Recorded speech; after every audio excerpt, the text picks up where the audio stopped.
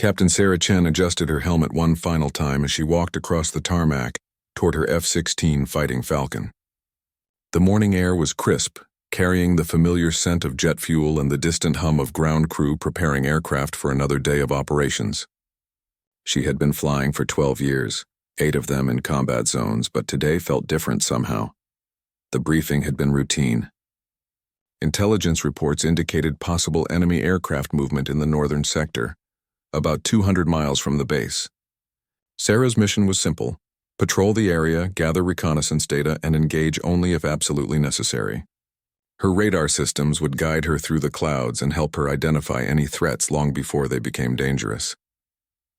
As she approached her aircraft, Chief Sergeant Martinez handed her the final pre-flight checklist. "Everything looks good, Captain," he said with his usual grin. "She's running like a dream." "Your radar just got a full systems check this morning." Sarah nodded, appreciating the ground crew's dedication. These men and women worked tirelessly to ensure every pilot returned home safely. She climbed into the cockpit, running through her mental checklist as she settled into the familiar seat. The instruments glowed softly in the morning light, each one telling her a story about her aircraft's condition. The startup sequence went perfectly. Engine temperatures rose steadily. Fuel flow remained stable, and all electrical systems showed green across the board. Sarah contacted the tower for clearance, her voice calm and professional despite the slight flutter of anticipation she always felt before takeoff. "Tower, this is Falcon 1 requesting clearance for takeoff. Falcon 1, you are cleared for takeoff on runway 27. Wind is calm, visibility unlimited. Have a safe flight, Captain." The takeoff was smooth, the powerful engine pushing her back into her seat as the aircraft accelerated down the runway. Within seconds, she was airborne, climbing steadily toward her cruising altitude of 30,000 feet. The base grew smaller below her until it disappeared entirely, replaced by an endless expanse of green fields and winding rivers. Sarah loved this part of flying. Up here, away from the complexities of ground life, everything seemed clearer. The radio chatter was minimal, just occasional check-ins with air traffic control. Her radar screen showed a clean sky ahead, with only a few commercial aircraft following their designated flight paths far to the east. About 30 minutes into the flight, she reached the patrol area. The landscape below had changed from farmland to dense forest, broken occasionally by small towns and mountain ridges. Her radar began its systematic sweep of the surrounding airspace, painting a picture of everything within a 100-mile radius. That's when she first noticed something odd. A small blip appeared on her screen for just a moment before disappearing. Sarah frowned, adjusting the radar's sensitivity settings. Probably just atmospheric interference, she thought. It happened sometimes, especially over mountainous terrain. But then it happened again. This time, the blip appeared in a different location, about 40 miles to the northeast. It stayed on screen for perhaps 10 seconds before vanishing once more. Sarah's training kicked in immediately. She began recording the radar data and prepared to report the possible contact to base. "Control, this is Falcon 1. I'm showing intermittent contacts on radar. Bearing 045 degrees, range approximately 40 nautical miles. Contacts appear briefly, then disappear. Requesting guidance," the response came back quickly. "Falcon 1, we show no scheduled air traffic in your area. Continue observation and report any additional contacts." Sarah maintained her patrol pattern, eyes glued to the radar screen. For the next 20 minutes, she saw nothing unusual. The sky seemed empty except for her own aircraft. She began to relax slightly, thinking the earlier contacts might have been false readings caused by weather conditions or electronic interference. Then everything changed in an instant. Her radar screen flickered once, twice, then went completely dark. The soft green glow that had been her constant companion suddenly vanished, leaving only a black screen with a single red warning light blinking ominously. Sarah felt her heart rate spike as she quickly ran through the emergency checklist. She tried the backup radar system, but it too remained dead. The primary navigation computer showed error messages cascading down the screen. Even her electronic countermeasures suite was offline. In a matter of seconds, she had gone from having complete situational awareness to flying essentially blind. "Control, this is Falcon 1 declaring an emergency. I have complete radar failure. Repeat, complete radar failure. All electronic detection systems are offline." The radio crackled with static before the controller's voice came through clearly. "Falcon 1, copy your emergency. We're showing your aircraft on our screens. Can you return to base immediately? Sarah was about to respond when she saw them. Two dark shapes moving against the cloud cover, perhaps 5 miles ahead and slightly below her altitude. Without her radar, she couldn't identify them. Couldn't tell if they were friend or foe. Couldn't even determine their exact distance or heading. Her training had prepared her for equipment failures, but not like this. Not in a potential combat situation where every second could mean the difference between life and death. She had to rely now on something far more primitive than sophisticated electronics. Her own eyes, her instincts, and her ability to make split-second decisions based on limited information. The two aircraft ahead seemed to be heading directly toward her position. Sarah's mind raced through the possibilities. They could be friendly aircraft from another base unaware of her presence. They could be commercial flights that had strayed off their flight path, or they could be something far more dangerous. Without radar, she couldn't lock onto them with her weapon systems. She couldn't determine their speed, altitude, or intentions.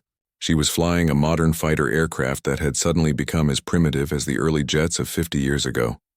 Sarah took a deep breath and made a decision that would change everything. Instead of immediately turning back toward base, she would close the distance to the unknown aircraft. She had to know what they were, even if it meant putting herself at risk.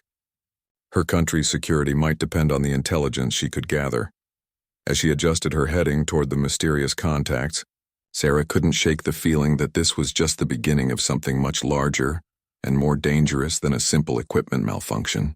The sky that had seemed so peaceful just minutes before now felt hostile and full of unseen threats. She was about to discover that sometimes the most dangerous enemies are the ones you can't see coming.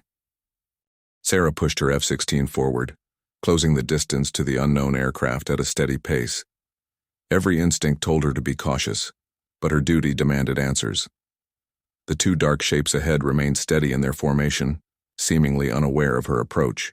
Without her radar's electronic signature, she was essentially invisible to their detection systems as well. As she drew closer, details began to emerge. The aircraft were sleek and angular, with swept wings and twin engines. Her heart sank as recognition dawned. These were definitely military fighters, but not from any friendly nation.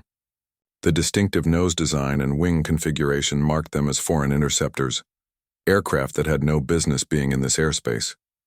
Sarah maintained radio silence, knowing that any transmission might give away her position.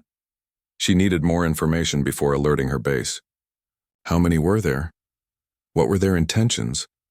Were they alone or part of a larger formation? She maneuvered her aircraft to stay in their blind spot, using cloud cover when possible. The enemy pilots seemed relaxed, flying in a loose formation that suggested they believed they were undetected. One of them waggled his wings slightly, apparently communicating something to his wingman through visual signals. Through her helmet's visor, Sarah could actually see into the cockpit of the nearest aircraft. The pilot wore a different style helmet, confirming these were indeed foreign military aircraft. The realization sent a chill down her spine. This was no training exercise or navigational error. These were hostile aircraft operating deep within friendly airspace. Her radio crackled with static as her base tried to contact her. Falcon 1, please respond. What is your current status? Sarah knew she had to make a decision. Breaking radio silence would alert the enemy to her presence, but her base needed to know about this incursion immediately. She decided to transmit a brief, coded message that would convey the essential information without revealing too much. Control Falcon 1, 2 bandits confirmed bearing north-northeast altitude Angels 28. Electronics still dark. Maintaining observation. The response was immediate and tense. Falcon 1, copy 2 hostiles. Additional aircraft are being scrambled to your location. Estimated arrival time 15 minutes. Do not engage unless fired upon. 15 minutes. Sarah looked at her fuel gauge and calculated her options. She could maintain her current position for perhaps 10 more minutes before needing to turn back toward base. The enemy aircraft showed no signs of leaving the area, continuing their steady course deeper into friendly territory. Suddenly, the situation changed dramatically. The lead enemy aircraft began a sharp climbing turn, its wingman following closely. Sarah realized with growing alarm that they were positioning themselves for an attack run on something below. She looked down and saw it, a large civilian airliner, following its normal commercial flight path, completely unaware of the danger above. The airliner was a wide-body passenger jet, probably carrying over 200 civilians. It was flying straight and level, following the established air corridor that thousands of commercial flights used every day. The passengers inside were probably reading magazines, watching movies, or sleeping peacefully, having no idea that death was diving toward them from above. Sarah's blood ran cold as she watched the enemy fighters complete their turn and begin their attack approach. Their intentions were now crystal clear. This wasn't reconnaissance or intimidation. This was going to be a deliberate attack on innocent civilians, an act of terrorism disguised as military action. She had seconds to act. Without functioning radar, she couldn't lock onto the enemy aircraft with her missiles. Her weapons systems required electronic targeting data that simply wasn't available. But she couldn't just watch as hundreds of innocent people were murdered. Sarah made a split-second decision that went against all her training and direct orders. She pushed her throttle to maximum power and dove toward the attacking aircraft. If she couldn't use her weapons systems effectively, she would have to get close enough to engage them with her cannon, a weapon that didn't require radar lock. The F-16's cannon was a fearsome weapon, capable of firing over 6,000 rounds per minute. But it was effective only at very close range, requiring her to get within a few hundred yards of her targets. Against modern fighter aircraft with functioning defensive systems, this was extremely dangerous. As she dove toward the enemy formation, Sarah's aircraft screamed through the air at over 500 miles per hour. The enemy pilots suddenly became aware of her presence as her jet's shadow flashed across their canopies. The lead pilot immediately broke off his attack run, pulling up sharply and turning to face this new threat. The second enemy aircraft continued toward the airliner for a few precious seconds before he too realized what was happening. By then, Sarah was already positioning herself between the attackers and their intended target. She keyed her radio, broadcasting on the international emergency frequency. "Civilian airliner, this is military aircraft on your 6. Immediate emergency descent, turn left heading 270 degrees. You are under attack. Repeat, you are under attack." The airliner pilot's response was filled with confusion and fear. "Military aircraft, this is Pacific Air Flight 447. What do you mean under attack? We're a civilian passenger flight. Flight 447, trust me and do exactly what I say right now. Descend immediately to flight level 150 and turn left. There are hostile military aircraft in your area." Sarah didn't wait for a response. The enemy fighters had regrouped and were now coming directly at her. Without radar, she had to rely entirely on visual contact to track their movements.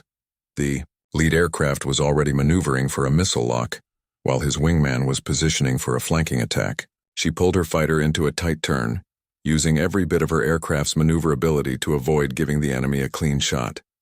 G-forces pressed her deep into her seat as she fought to maintain consciousness during the violent maneuvers. Her vision tunneled slightly at the edges, but she forced herself to stay focused on the enemy aircraft. The first missile launch came without warning. A white streak of smoke and fire shot past her canopy, missing by only a few dozen yards. The enemy pilot had fired too quickly, not waiting for a solid lock. Sarah used his mistake to her advantage, turning into the attack and closing the distance between them. Now she was close enough to see the other pilot's face through his visor. For a brief moment, their eyes met across the deadly dance of aerial combat.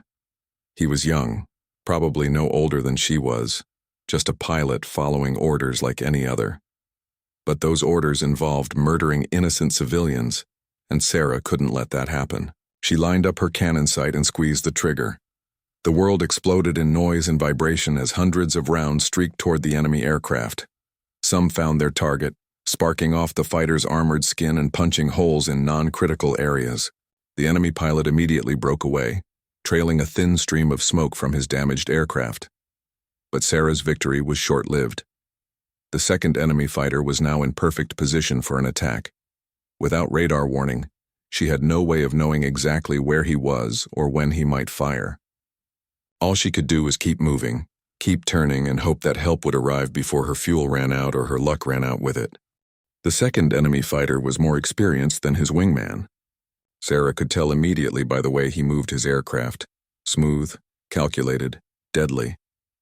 He didn't rush his attack like the first pilot had. Instead, he positioned himself carefully, using the sun's glare to mask his approach while staying just outside her visual range. Sarah found herself in the most dangerous position a fighter pilot could face, fighting blind against a skilled opponent who could see her clearly. Every few seconds she had to crane her neck around, searching the sky for any sign of movement. The enemy pilot was playing a deadly game of hide-and-seek, appearing briefly at the edge of her vision before vanishing again behind clouds or into the sun's bright disk. Her fuel situation was becoming critical. The high-power maneuvers required to avoid enemy fire consumed jet fuel at an alarming rate. She had perhaps 5 minutes of combat time remaining before she would be forced to break off and return to base. But the civilian airliner was still in danger, and she couldn't abandon those innocent people to save herself. The commercial flight had begun its emergency descent as she had ordered, but the massive aircraft was slow to respond. Its captain was following her instructions, but a fully loaded passenger jet couldn't maneuver like a fighter aircraft. It would take several more minutes for the airliner to reach a safe altitude and heading. Sarah's radio crackled with updates from her base. Falcon 1, reinforcements are 8 minutes out. Can you maintain your position? 8 minutes might as well have been 8 hours in her current situation. She keyed her microphone quickly while scanning the sky around her. Control, I'm running low on fuel and fighting blind. Enemy aircraft are attempting to attack civilian Flight 447. Cannot disengage until backup arrives. As if summoned by her words, the enemy fighter suddenly appeared directly ahead of her, diving out of the sun with perfect positioning for a missile shot. Sarah had perhaps 2 seconds to react before he would fire. She pulled her stick hard to the right, simultaneously cutting power to throw off his targeting solution. The maneuver worked, but barely. A missile streaked past her left wing so close she could see the individual fins on its guidance section. The enemy pilot had been forced to shoot early when she changed direction, and his missile missed by mere yards. Now it was Sarah's turn. The enemy fighter's high-speed dive had carried him past her position, and for a brief moment, she had a clear shot at his aircraft's most vulnerable area, the engine intakes. She didn't hesitate. Her cannon roared to life again, sending a stream of armor-piercing rounds toward the enemy aircraft. This time her aim was perfect. The rounds tore into the fighter's left engine, causing an immediate explosion that sent pieces of metal spinning through the air. Black smoke poured from the damaged aircraft as the pilot fought to maintain control, but Sarah's moment of triumph was cut short. The first enemy pilot, the one she had damaged earlier, had used the distraction to position himself for another attack. His aircraft was still trailing smoke from her previous hits, but it was far from disabled. As she watched in horror, she saw the telltale flash of a missile launch from beneath his wing. This time there was nowhere to run. The missile was already tracking her aircraft's heat signature, and without electronic countermeasures she had no way to fool its guidance system. Sarah did the only thing she could. She pulled into the steepest climb her aircraft could manage while simultaneously releasing every piece of metal chaff and flare she had left.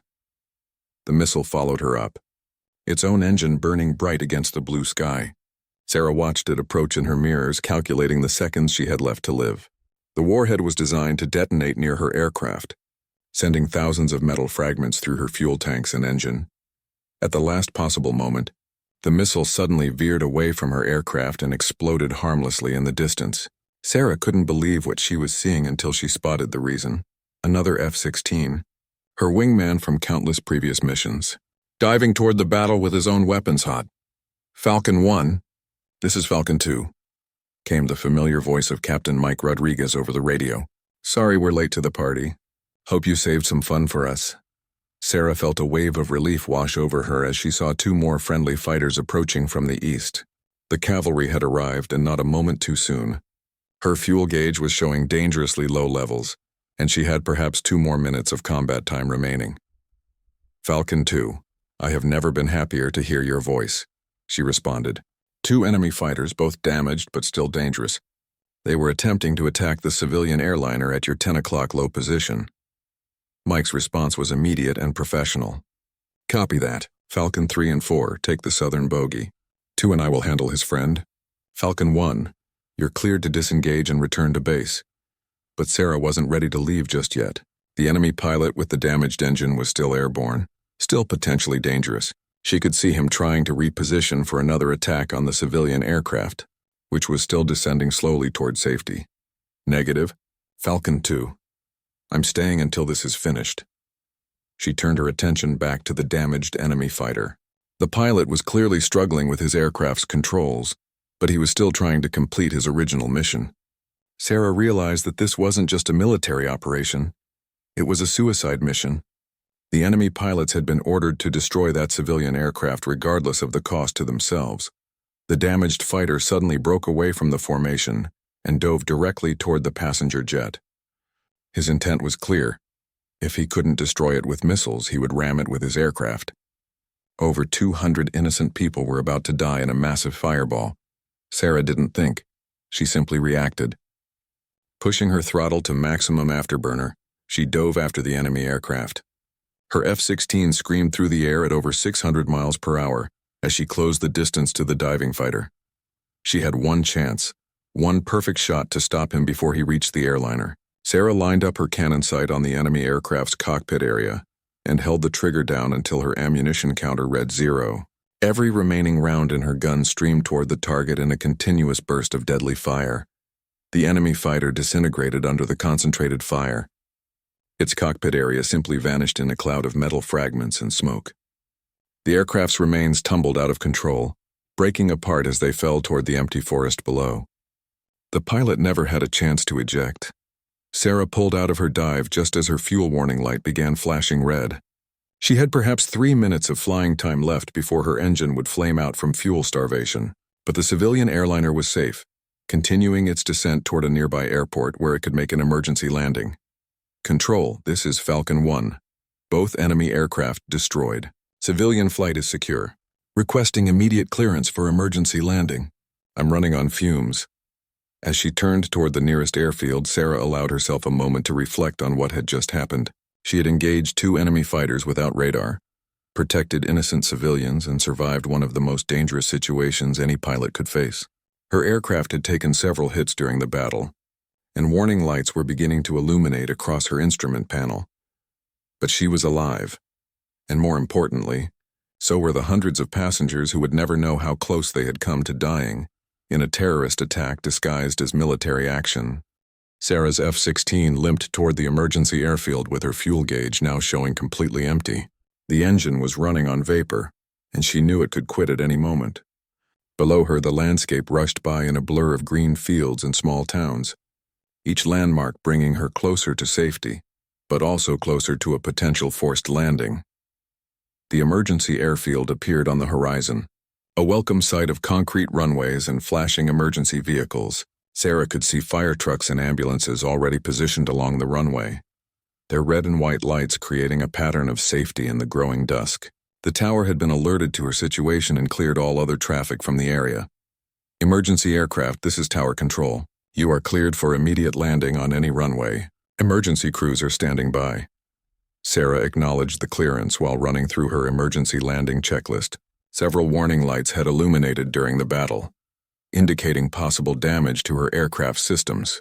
She couldn't tell how serious the damage was without proper diagnostic equipment, but the aircraft was still flying and responding to her controls. As she lined up for her final approach, her engine suddenly coughed once and went silent. The familiar rumble that had been her constant companion throughout the flight was gone, replaced by an eerie whistling sound as air rushed past her powerless aircraft. She was now flying a very expensive glider with a sink rate that would bring her down whether she wanted to or not. Sarah adjusted her glide path, using every bit of her training to stretch the aircraft's gliding distance. She had one chance to make this landing, and there would be no opportunity for a go-around. The runway grew larger in her windscreen as she descended, the white centerline stripe becoming her guide to safety. The landing was hard but controlled. Her aircraft touched down with a jarring impact that rattled every bolt and rivet, but the landing gear held and the brakes responded normally. Sarah rolled to a stop about halfway down the runway, her aircraft surrounded immediately by emergency vehicles and ground crews. She sat in the cockpit for a moment, hands still gripping the stick, breathing heavily as the adrenaline from the past hour finally caught up with her. She had survived one of the most dangerous situations any pilot could face, fighting blind against experienced enemies while protecting innocent civilians. The canopy opened with a mechanical whir, and Sarah was greeted by Chief Master Sergeant Williams, the senior enlisted man at the emergency base. "Welcome back, Captain," he said with a grin. "Heard you had quite an adventure up there." Sarah unbuckled her harness and climbed out of the cockpit on shaking legs. "That's one way to put it, Chief. How's my bird?" Williams walked around the aircraft, pointing out the various battle damage. "You've got bullet holes in both wings, some structural damage to the tail section, and your entire electronic suite is fried. But she brought you home, and that's what counts." As Sarah walked around her damaged F-16, she could see the evidence of the fierce battle. Bullet holes punctured the aircraft's skin in several places, and scorch marks from near-miss missile explosions blackened the paint on her wingtips. It was remarkable that the aircraft had continued flying with such extensive damage. Her squadron commander, Colonel Mason, arrived within an hour, having flown in on a transport aircraft from the main base. He found Sarah in the debriefing room, going over the details of the engagement with intelligence officers who were trying to piece together exactly what had happened. "Captain Chen," Colonel Mason said as he entered the room. "I hear you had quite a day." Sarah stood and saluted. "Yes, sir." Complete radar failure followed by engagement with 2 enemy fighters attempting to attack a civilian airliner. Colonel Mason returned her salute and gestured for her to sit down. "Tell me everything, from the beginning." For the next 2 hours, Sarah recounted every detail of the mission. The intelligence officers asked dozens of questions about the enemy aircraft, their tactics, their weapons, and any markings or identifying features she had observed. Every piece of information could be crucial for understanding who had launched this attack and why. The civilian airliner had landed safely at a major airport about 50 miles away. The passengers had been told there was a mechanical problem requiring an emergency descent, but they were unaware of how close they had come to being victims of a terrorist attack. The airline crew had handled the situation professionally, keeping their passengers calm during the unexpected maneuvers. As the debriefing continued, more details emerged about the larger situation.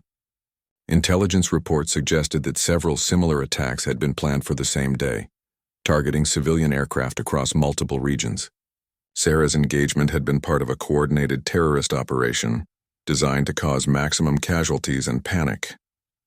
"Captain," one of the intelligence officers said, "your actions today likely prevented one of the worst terrorist attacks in aviation history.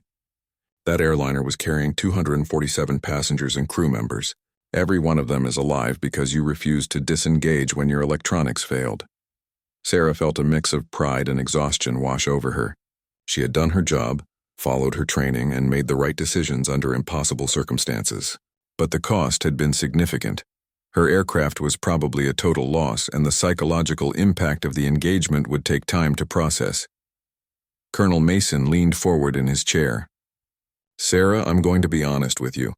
What you did today was either incredibly brave or incredibly stupid. Flying into a combat situation without radar, engaging multiple hostiles with minimal weapons capability, and staying in the fight even when reinforcements arrived, that goes against every tactical doctrine we teach." Sarah felt her heart sink. Was she about to be reprimanded for her actions? The colonel continued. "However, the results speak for themselves. You saved 247 innocent lives, destroyed 2 enemy aircraft, and gathered crucial intelligence about a terrorist operation. Sometimes the right thing to do isn't what the manual says to do." Over the next few hours, Sarah learned more about the scope of the threat she had helped thwart. The 2 enemy pilots had been part of a larger cell of terrorists who had somehow acquired military aircraft and planned coordinated attacks on civilian targets. Her engagement had not only saved 1 aircraft, but had also provided intelligence that led to the disruption of the entire operation. The damaged enemy aircraft that had crashed in the forest was recovered by special operations teams. Analysis of its wreckage revealed modifications that confirmed it was being used for terrorist purposes rather than legitimate military operations. The pilots had been carrying falsified identification documents and had no official connection to any recognized military force. As the sun set over the emergency airfield, Sarah finally had a moment to herself. She walked out to where her damaged F-16 sat under bright floodlights, surrounded by maintenance crews who were documenting every piece of battle damage. The aircraft looked tired and battered, its once pristine paint job marred by bullet holes and scorch marks. Chief Williams approached her as she stood looking at her aircraft. "She's done flying for a while," he said quietly. "But she did her job today. Brought you home safe and helped you save a lot of lives." Sarah nodded, running her hand along the aircraft's wing. "She's a good bird. Best flying machine I've ever had. The preliminary damage assessment suggests it will take months to repair all the systems," Williams continued. "But they'll fix her up. Aircraft like this one are too valuable to scrap, especially when they've got a combat record like today's mission." As Sarah looked at her battle-damaged F-16, she realized that this day had changed everything. She was no longer just another military pilot following routine procedures. She had been tested under the most extreme circumstances possible and had proven that sometimes human judgment and determination could overcome technological limitations. The radar systems that had failed her at the crucial moment could be repaired and upgraded. But the experience, the knowledge, and the confidence she had gained from fighting blind and winning, those were things that no computer system could provide. 3 days after the incident, Sarah found herself in Washington, D.C., sitting in a secure briefing room deep within the Pentagon. The room was filled with high-ranking military officials, intelligence analysts, and government officials she had only seen on television before. Everyone wanted to hear firsthand about her encounter with the terrorist aircraft. General Patricia Hayes, the Air Force Chief of Staff, led the briefing. She was a woman in her late 50s with steel-gray hair and intense blue eyes that seemed to see right through anyone she looked at. Sarah had heard stories about General Hayes. She had flown combat missions in 3 different conflicts and had never lost a single pilot under her command. "Captain Chen," General Hayes began, "your actions 3 days ago have implications that extend far beyond a single engagement. We need to understand exactly how you were able to succeed where our most advanced technology failed." The room fell silent as Sarah recounted her story once again. But this time the questions were different. Instead of focusing on what happened, the officials wanted to know how she had made her decisions, what factors she had considered, and how she had adapted her tactics when her technological advantages disappeared. "When your radar failed," asked Colonel Davidson from Air Combat Command, "what was your first instinct?" Most pilots would have immediately returned to base. Sarah thought carefully before answering. "My first instinct was to continue the mission, sir. I had been trained to complete objectives even when equipment fails. The fact that I couldn't see electronically didn't mean I couldn't see at all." General Hayes leaned forward. "Explain what you mean by that." "Well, ma'am, we spend so much time relying on our instruments that sometimes we forget we have eyes and brains that can process information just as effectively. When I saw those unknown aircraft, I didn't need radar to tell me they didn't belong there. When I saw them positioning for an attack on that civilian airliner, I didn't need a computer to tell me what their intentions were." The room buzzed with quiet conversations as the officials absorbed this perspective. Dr. Rebecca Martinez, a civilian analyst from the Defense Advanced Research Projects Agency, raised her hand. "Captain, are you suggesting that our current training methods place too much emphasis on electronic systems?" Sarah chose her words carefully. "Not too much emphasis, ma'am, but perhaps not enough emphasis on what to do when those systems aren't available. In flight school, we practice emergency procedures for engine failures, hydraulic problems, and electrical issues. But we don't really practice fighting without radar, navigating without GPS, or making tactical decisions without computer assistance." General Hayes nodded slowly. "That's an interesting observation, Captain. What would you recommend?" "I think we need to train pilots to fight the way our predecessors did in Korea and Vietnam," Sarah replied. "Visual identification, manual targeting, basic air-to-air tactics that don't depend on electronics. Not as a replacement for modern systems, but as a backup capability." Over the next several hours, Sarah answered hundreds of questions about every aspect of her encounter. The officials were particularly interested in how she had managed to engage enemy aircraft without electronic targeting systems. Her use of visual tracking, range estimation, and manual gunnery had been something most modern pilots never practiced. During a break in the briefing, General Hayes approached Sarah privately. "Captain, I want you to know that your actions have started some important conversations at the highest levels of government. We've been so focused on building better technology that we may have forgotten to maintain the basic skills that technology is supposed to support." "Thank you, ma'am. I was just doing my job." "No, Captain, you were doing much more than that. You were thinking independently, adapting to circumstances and taking initiative under pressure. Those are qualities that can't be programmed into a computer system. The general paused, looking out the window at the busy Pentagon parking lot. We've discovered something troubling in our investigation of those terrorist aircraft. The electronic jamming system they used was extremely sophisticated, far more advanced than anything we expected a terrorist organization to possess. Sarah felt a chill run down her spine. What does that mean, ma'am? It means they had help. Professional help from someone who understands our systems very well. The jamming wasn't random interference, it was specifically designed to disable our radar and electronic countermeasures while leaving their own systems functional. This revelation put Sarah's entire encounter in a new light. She hadn't just survived an equipment malfunction. She had overcome a deliberate attack on her aircraft systems by an enemy who knew exactly how American fighters operated. The really disturbing part, General Hayes continued, is that this jamming system could potentially disable entire squadrons of our aircraft. If you hadn't been able to engage those terrorists manually, they could have destroyed multiple targets before anyone realized what was happening. The briefing resumed with a new sense of urgency. Intelligence reports revealed that similar jamming equipment had been detected in several other locations around the world.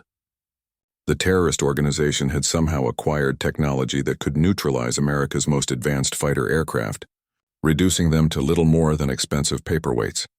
Captain Chen, said Admiral Richardson from the Joint Chiefs of Staff, we're forming a new training program based on your experience. We need pilots who can fight effectively, even when their electronic systems are compromised. Would you be willing to help develop this program? Sarah felt the weight of responsibility settling on her shoulders. Of course, sir. Whatever I can do to help. Dr. Martinez opened a thick folder filled with technical documents. We've been analyzing the jamming signals used against your aircraft. The sophistication level suggests state-level involvement, someone with access to classified information about our defensive systems. The implications were staggering. This wasn't just a terrorist attack. It was potentially an act of war by a hostile nation using terrorist proxies to test American defenses. Sarah's successful engagement had not only saved civilian lives but had also prevented a much larger intelligence disaster. There's something else you need to know, General Hayes said, her voice taking on a more serious tone. The civilian airliner that was targeted wasn't chosen randomly.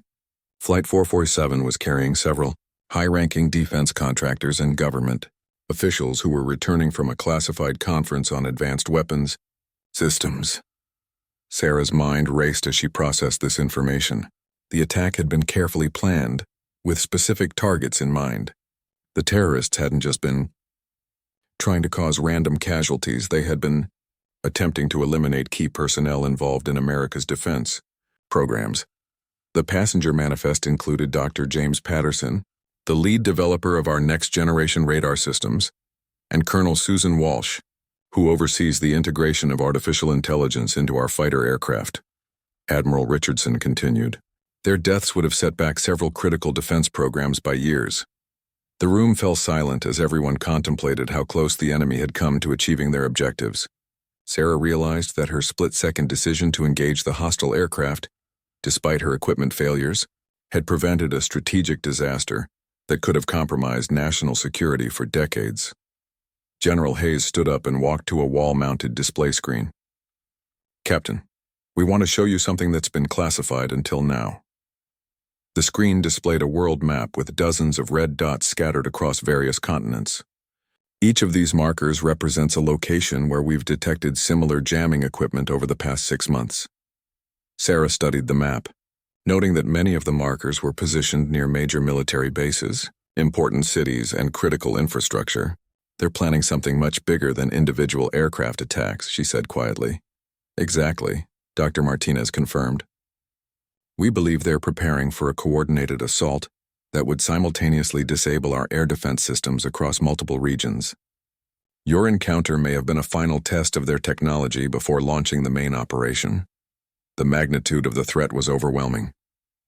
An enemy organization had somehow acquired the capability to neutralize America's most advanced military technology, and they were preparing to use it on a massive scale. The only thing standing between success and failure was the ability of individual pilots to fight without their electronic systems. Admiral Richardson pulled up another document on his tablet. Captain, we're accelerating the development of new training protocols based on your experience. We're calling it the Manual Combat Initiative, a program designed to ensure our pilots can operate effectively even when their technology fails or is compromised. What would my role be in this program? Sarah asked. You would be the lead instructor, General Hayes replied. We want you to teach other pilots how to do what you did, how to think independently, adapt to circumstances, and fight using basic skills rather than relying entirely on electronic systems. Sarah felt honored, but also somewhat overwhelmed by the responsibility. Ma'am, I'm not sure I'm qualified to design an entire training program. What I did was mostly instinct and basic flying skills. That's exactly why you're the right person for this job, the general responded. You proved that instinct and basic skills can be more valuable than the most sophisticated technology when the situation demands it. We need to institutionalize that capability before our enemies can exploit our dependence on electronics. The briefing continued for another 2 hours, covering technical details about the jamming systems, intelligence about the terrorist organization, and preliminary plans for the new training program. Sarah learned that investigators had traced the sophisticated jamming equipment to a shadowy network of arms dealers who specialized in selling advanced military technology to the highest bidder. As the meeting concluded, General Hayes handed Sarah a sealed envelope. Captain, inside this envelope are your new orders.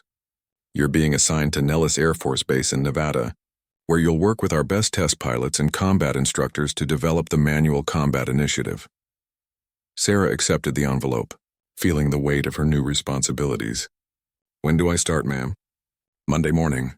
You'll have access to unlimited flight time, the best aircraft we have, and a team of experts who will help you develop training scenarios that will prepare our pilots for the kind of situation you faced. As Sarah left the Pentagon that evening, she reflected on how much her life had changed in just 3 days. She had gone from being a routine patrol pilot to becoming the architect of a new training program that could determine the outcome of future conflicts. The envelope in her briefcase contained not just her orders, but the responsibility for ensuring that American pilots would never again be helpless when their technology failed them. She had proven that human skill and determination could overcome electronic warfare, and now she had to teach that lesson to an entire generation of aviators. Walking through the busy streets of Washington, D.C., Sarah realized that her real mission was just beginning. The battle she had fought alone in the sky would now become a battle for the minds and skills of every pilot who might one day face a similar situation. The future of air combat would depend not just on better technology, but on better trained pilots who could think and fight like warriors even when their computers couldn't help them.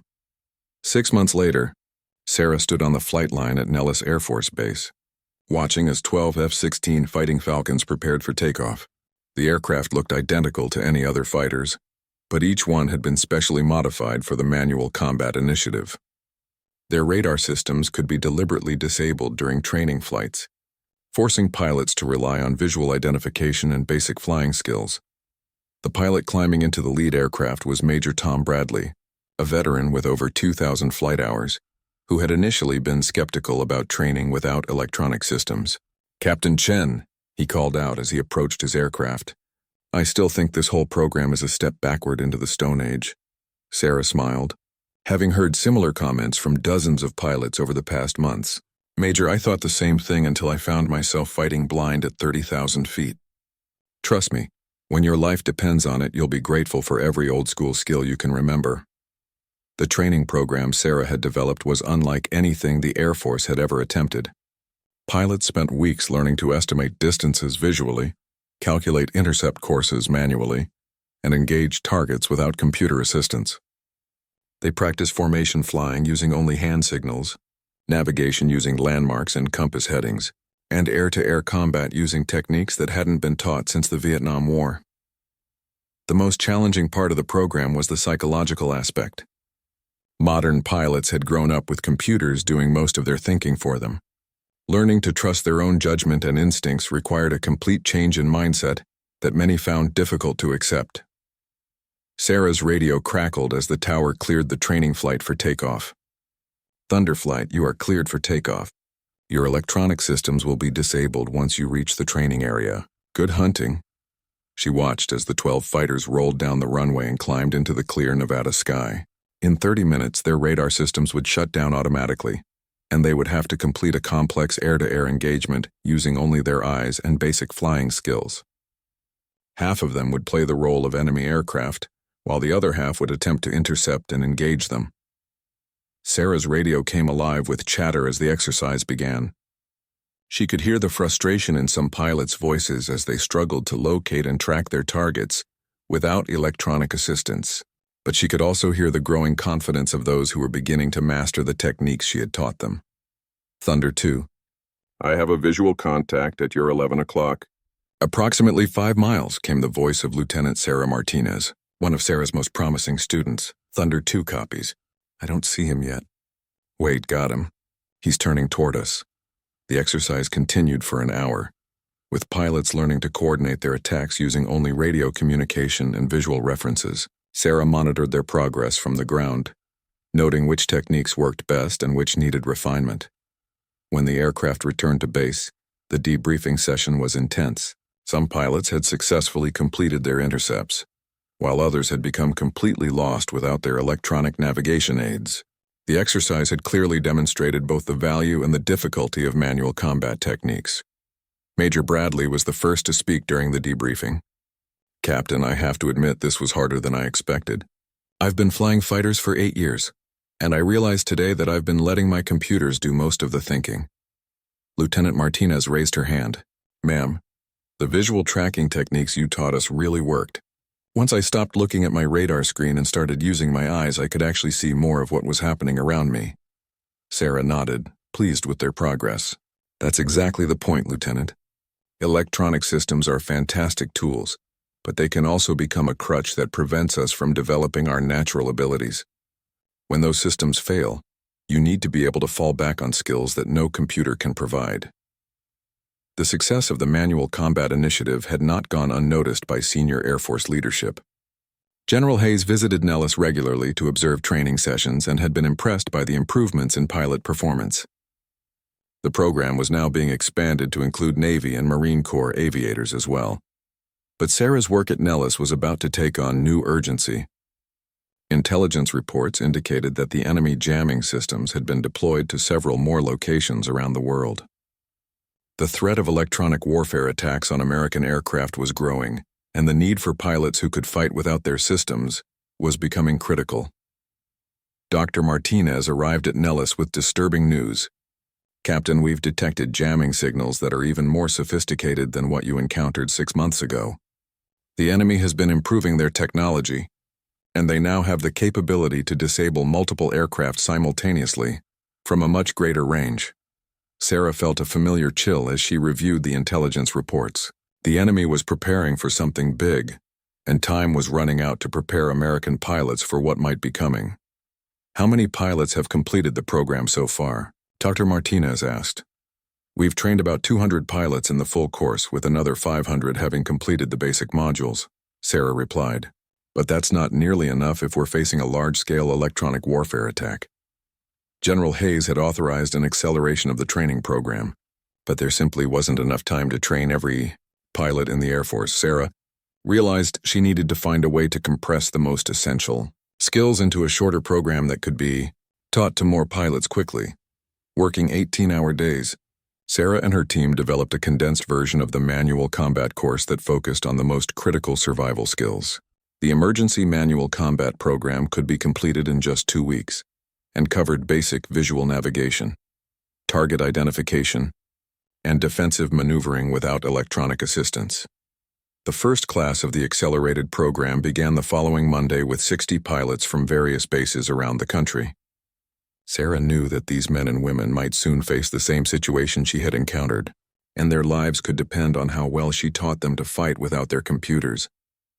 As she stood before the class on the first day, Sarah looked at the faces of pilots who had no idea how much their world was about to change. They thought they were attending a routine training course, but Sarah knew they were preparing for a type of warfare that could determine the future of aerial combat. Ladies and gentlemen, she began, 2 weeks from now you're going to leave here with skills that your computers can't provide, and knowledge that no enemy can jam. You're going to learn to fight the way pilots fought before we had electronic systems, and you're going to discover that sometimes the old ways are the best ways. The class listened intently as Sarah began explaining the principles of visual air combat. She had no way of knowing that in just 3 weeks, many of these pilots would be putting their new skills to the test in the largest electronic warfare attack in history. The enemy was about to launch their coordinated assault, and the only thing standing between success and disaster would be the ability of American pilots to fight blind and win. Sarah's voice carried across the classroom as she began the first lesson. The most important thing to remember is that when your radar fails, your mission doesn't end. It just begins differently.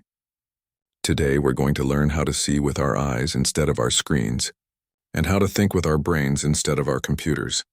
3 weeks later, Sarah was awakened at 0400 hours by the emergency alert klaxon at Nellis Air Force Base. The sound that every military pilot dreaded filled the morning air as base personnel scrambled to respond to what appeared to be a coordinated attack on American air defenses. Within minutes, Sarah was in the command center, still pulling on her flight suit as she tried to understand the scope of the crisis. The situation display showed a nightmare scenario. Red warning indicators were lighting up at military bases across the country as electronic jamming signals disabled radar systems, communications networks, and aircraft defensive systems. General Hayes appeared on the main communication screen from the Pentagon, her face grim as she addressed the assembled pilots and commanders. People, this is what we've been preparing for. The enemy has initiated a massive electronic warfare attack designed to blind our air defenses before launching coordinated strikes on critical targets. The intelligence reports coming in were staggering. Jamming signals had been detected at over 40 locations across the United States, each one powerful enough to disable electronic systems within a 50-mile radius. American fighter aircraft were taking off from bases around the country, only to discover that their radar, navigation, and weapon systems were completely useless. Captain Chen, General Hayes continued, "We need every pilot you've trained in the air immediately. They may be the only ones capable of defending our airspace." Under these conditions, Sarah felt the weight of responsibility crushing down on her as she realized that hundreds of lives would depend on how well she had taught her students to fight without their electronic systems. The Manual Combat Initiative, which had begun as an experimental training program, had suddenly become America's primary air defense strategy. Within an hour, Sarah was airborne in her F-16, leading a formation of 12 pilots who had completed her training program. As they climbed toward their patrol altitude, she could see other aircraft struggling to maintain formation without their electronic navigation aids. Some pilots were already returning to base, unable to operate effectively without their familiar computer displays. "Thunder Flight, this is Thunder Lead," Sarah transmitted on the emergency frequency. "Remember your training. Visual formation flying, manual navigation, and trust your eyes. The enemy is counting on us being helpless without our electronics. Let's prove them wrong." The jamming was even more effective than Sarah had experienced during her first encounter. Every electronic system in her aircraft was completely dead, leaving only basic engine instruments and flight controls. She was essentially flying a 1950s-era fighter jet with a modern engine. As they approached the designated patrol area, Sarah spotted them, a massive formation of enemy aircraft approaching from the north. There were at least 30 fighters, flying in perfect formation and clearly confident that American defenses would be unable to respond effectively. "Thunder Flight. Bandits 12 o'clock high, approximately 20 miles. Count 30-plus enemy aircraft. Form up for attack approach." The radio crackled with responses from her fellow pilots, some confident, others clearly nervous about engaging such a large enemy formation without electronic assistance. Sarah realized that this battle would determine not just the success of the current mission, but the future of air combat doctrine. The enemy formation was flying straight and level, apparently believing that jamming American electronics had made them invulnerable. They had underestimated the human element of warfare, the ability of trained pilots to adapt, improvise, and overcome technological limitations through skill and determination. Sarah led her formation into a climbing turn that would position them for a surprise attack from above. Without radar, the enemy aircraft would have as much difficulty detecting her approach as she had tracking them. The battle would come down to basic flying skills, marksmanship, and tactical thinking, rather than sophisticated electronic systems. Thunderflight, prepare to engage. Remember, visual identification only. Make sure of your targets before firing. Attack in pairs, maintain mutual support, and watch your fuel. The engagement began exactly as Sarah had trained her pilots to expect. The enemy aircraft were caught completely off guard by the sudden appearance of American fighters attacking from multiple directions. Their own electronic systems, apparently designed to work in conjunction with the jamming signals, seemed to provide them with no warning of the incoming threat. Sarah's first cannon burst caught an enemy fighter perfectly centered in her sight picture. The aircraft exploded in a brilliant fireball that lit up the morning sky. Around her, other members of Thunderflight were engaging enemy aircraft with the precision and confidence that months of manual combat training had instilled in them. But the enemy formation was large and well-trained. They quickly recovered from their initial surprise and began executing coordinated defensive maneuvers that showed they too had trained for combat without electronic assistance. The sky became a chaotic, swirling battle as 24 American and 30 enemy aircraft engaged in the largest dogfight since World War II. Thunder 3 is hit. Thunder 3 is going down, came the urgent call over the radio. Sarah watched as Lieutenant Rodriguez's aircraft spiraled toward the ground, trailing smoke and fire. She forced herself to stay focused on her own engagement as enemy aircraft maneuvered for shots at her formation. The battle raged for nearly 30 minutes, with aircraft from both sides falling from the sky in flames. Sarah's training proved effective as her pilots used their manual combat skills to outfight an enemy that had superior numbers but had not expected to face competent opposition. As the engagement continued, additional American fighters began arriving from bases outside the jamming radius. These aircraft still had functioning electronic systems and could provide long-range missile support for Sarah's formation.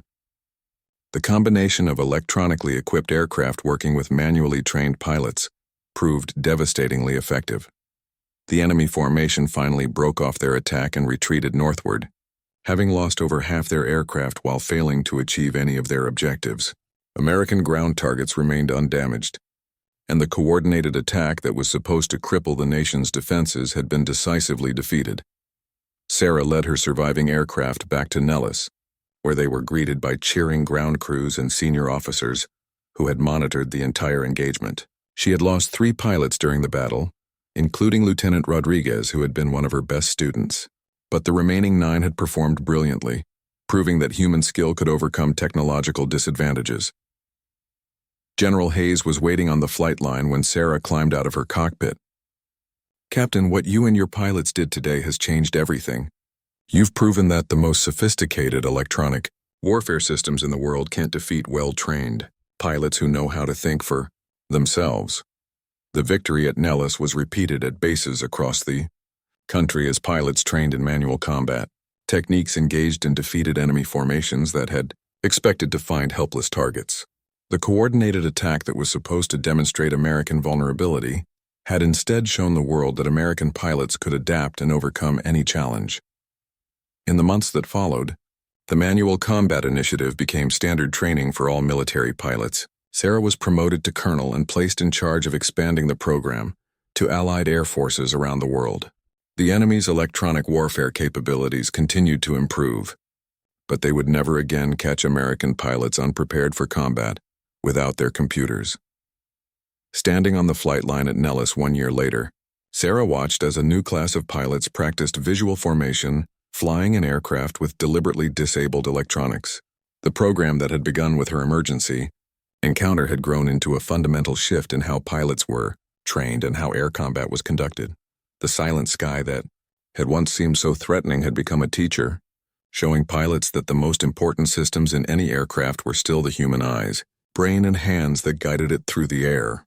Technology would continue to advance, but the lessons learned from fighting blind would ensure that American pilots never forgot how to be warriors first and computer operators second. Sarah's legacy lived on in every pilot who learned to trust their instincts over their instruments, to see with their eyes instead of their screens, and to remember that in the end, victory belonged not to the side with the best technology, but to the side with the best trained pilots who could adapt to any situation and never give up the fight.